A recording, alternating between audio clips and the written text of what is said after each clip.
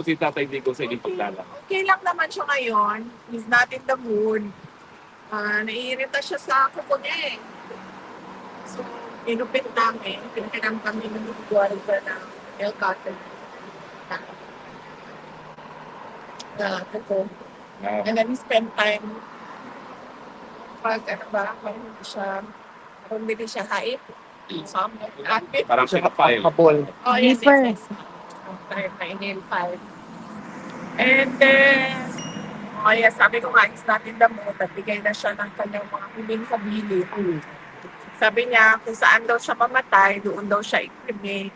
Oh, Okay, so sabi niya, Nakakalungkot naman yan. Oo. sabi niya, kung mamatay daw siya dito sa Netherlands, huwag na daw iuwi yung kanya katawan sa Pilipinas. Ipa-cremate lang daw siya dito yung ashes daw. Yung kanya. And then, sabi ko, discuss na lang natin sa susunod kasi hindi ako pro-cremation. Hindi ako pro-cremation. Tapos siya, pro-cremation siya. And then sabi ko sa kanya, so anong mangyayari dito kung kunwari hindi namin sundin yung ano mo, mapilin mo na i-cremate ka. Sabi ko, ilibing na namin dito sa tabi ng tatay mo. Babalik ka ba? Sabi ko, babalik ka ba? Sabi niya, well, hindi naman, pero pag-isipan ko, kung pumultuhin kita o hindi. So, yun yung discussion na yun. How did you feel po nung nagganyan si Tatay Digong? Kami, nalulungkot ngayon. yeah. Daming gusto na umiyak. Well, natural din naman na siguro yung sa 8 years old, no? Na mag-isip na ganon. So, and mabuti na rin yun na alam natin lahat kung ano yung kanyang last wishes para magagawa yun pag nangyari. Are you prepared for that, Vice President? Ang objection ko lang is hindi nga ako pro-cremation. So, ang takot ko lang din is baka multuhin niya ako pag isinagag yung kanyang apelid na pagpang-cremation. So, yeah.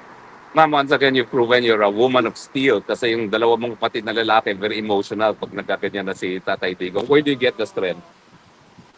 Well, galing din siguro kay PRD na, diba, turo niya, ilang beses ko na rin nasabi na turo niya talaga na huwag umiyak. In fact, isang beses na bumisita kami dyan, na umiyak si Kitty, ay nagalitan pa niya na hindi niya useless yung mga lupa.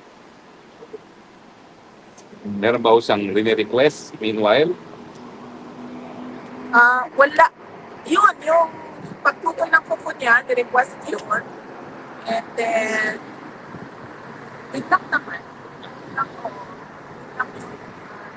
Kanina, nag-request siya ng Coke Zero naman.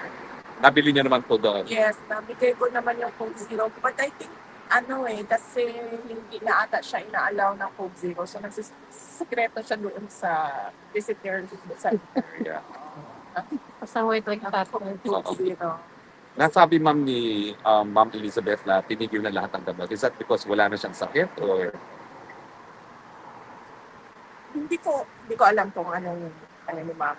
Sinabi. Hindi ko alam kung ano napag-usapan nila mother. Hindi din namin napag-usapan din kasi kanina yung kanyang health. Pero sa nakita ko naman, umayak siya, sobrang payak lang talaga niya. Siya na. Tsaka namansin ko kanina, hindi ko na minention kasi medyo ganda yung food niya. Maganda yung cookies niya. Ako nag-therapy dito. Hindi ko nga alam eh. Maganda yung cookies niya. Kasi pumayat siya, di ba? So, you would expect na maglaylay ba? Hindi eh. Tight yung... Firm. Para siyang Volterra eh. Firm yung. Tight yung kanyang dito. Tsaka firm. Tapos yung kanyang wrinkles nandito lang sa noo eh. Pero ma'am, yung picture dyan, May hindi siya. skincare siguro sa loob na hindi natin alam. Ma'am, yung picture hindi na yun ganun siya kaano. Hindi na. Okay. Ma'am, would it be possible for the Filipino people to even have a glimpse through a picture kay PRRD, ma'am? We will ask the lawyers Oo, if that is even allowed. And then we'll ask them to take a photo kung i-allow. Sa politika po, wala ka na pag-usapan sa politika? Wala naman, nabanggit ko lang sa kanya na chairman niya, Ms. Wadi, is in Davao City, si chairman. And then sabi niya na paabot daw sa kanya yung well wishes niya. Nag-usap din kami kasi kailangan katawagan yung anak ni chairman niya, Ms. Wadi.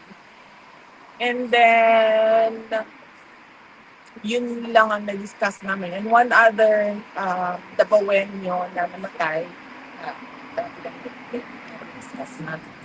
Then of course, yung father ni Mans, then kasi ni PRD, diniscuss natin. Well, kailan po ang susunod yung bisita? Tomorrow, may bisita kami. Pagkita ko lang yung check. Kasi today is 1:30 to 3, no? Bukas is...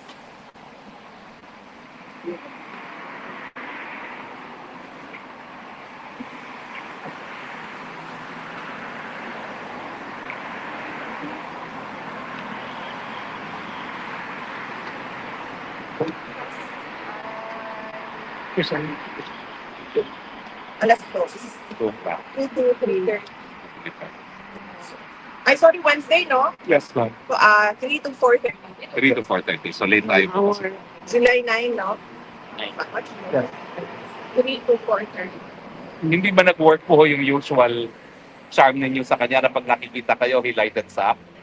Wala today eh. I think si Panasis ata yung kinainisan niya eh. Bakit po? Nandito pala si Atty. Mans. Hi, Dito pala si Atty. Atty. Mans. Hindi namin alam na nandito ka pala. Hi. Aso nakapasok Hi, po si sir. Atty. Mans. Oo, kami yung partners. Kaya nga, I was going to ask asan sa bakit sa Pio. Wala. Panasis na yun. Can I ask a question on a different matter? What's your reaction to alias Rene recanting his previous statements against you, your father, and Pastor Kibuloy, and now he allegedly said, or actually stated na binayaran siya ni Senator Risa Hontiveros, ma'am? Yes, that is very serious accusation, and it should be answered, no? Clearly kung ano ba talaga ang nangyari. And kung sa tingin ni alias Rene na dapat siya ay mag-file din ng kaso, ay dapat gawin niya din yun. Para nasasabi niya yung totoo sa loob ng korte at nakakasagot din ng maayos yung mga akusado sa loob din ng korte. Nabasa ko na yung affidavit niya bago pa man siya lumabas publicly, no? In fact, merong mga nakalagay doon na nakasama niya ang mga witnesses ko noon ng ICC doon sa isang bahay kung saan siya pinatira. Senator Tiveros. Is that a reason for concern po na allegedly tanim ebidensya, tanim testigo, tapos meron siyang mga nakasama rin na mga testigo na dadalhin dito sa ICC na posibleng tanim testigo rin? Oh, yes. Of course. Oo. In fact, sinabihan ko din ng lawyer ni President Duterte na meron nga gano'n na statement yung witness against Pastor Kibuloy na ngayon ay nagsasabi na hindi totoo yung mga sinabi niya. Sinabi niya na nakasama niya sa tirahan mga witnesses ng ICC. Yung minsan po, in-advise niyo si Kong Pulong to seek the speakership. Ano kong status pa? Hindi ko alam sa kanya. Hindi ko alam sa kanya kasi seryosohin niya yung suggestion ko. But wala pa kasi ako balita kung ano gagawin niya. Wala kayong balita kung sinong incoming speaker, incoming Senate President. Wala akong balita with the Senate and the House of Representatives. On another question, ma'am, what do you have to say or react to when 42% of Filipinos are not favorable to the impeachment case filed against you and 38% only agrees? Does this mean that dapat ibasura na nila yung impeachment complaints with respect doon sa mga senators? Well, siguro marami sa ating mga kababayan, no, naiintindihan kung ano yung ginagawa laban sa akin at sa aming pamilya. It's a pure political persecution at harassment. Dapat bang ibasura? Tingnan ng mga senator judges yung mga arguments na dahil marami kami um, mga solid legal arguments kung bakit dapat i-dismiss ito impeachment complaint. Aabutan niyo ba ho yung first day ng impeachment pag-uwi niyo or wala pa kayo on the first day of the um, right after the right before the SONA? Will you be home? Hindi. Wala pa ako right before SONA. So, hindi pa ako makakauwi. In any event, nandun naman na yung lawyers and they're continually preparing the witnesses, our witnesses, for the impeachment and continually gathering the pieces of evidence needed. Last question po, no? May mga lumabas ba sa balita na meron na raw silang copy ng mga bank accounts niyo? Are you going to file legal action against those na kukuha ng mga bank statements niyo illegally? Hindi na. Wala pa na po pinakailan ng kaso. Lahat ng mga libelous na libas, na kaso, lahat ng harassment. Pinapasuggest ko na yan kasi sa tingin ko naman mas matindig ang galit ng Diyos no, kapag punatingnan. Sa bank accounts, inaantay ko na magkaroon ng trial wherein doon ko sasagutin yung mga question about sa bank accounts. Dahil sa ngayon naman, yun nga, illegal yung pagkuha nila na information with regard to bank accounts. Eh, wala akong obligasyon na sumagot sa kanila. Pero kung hindi matuloy yung impeachment, I will endeavor na umupo para sagutin yung mga allegations nila sa impeachment through the public.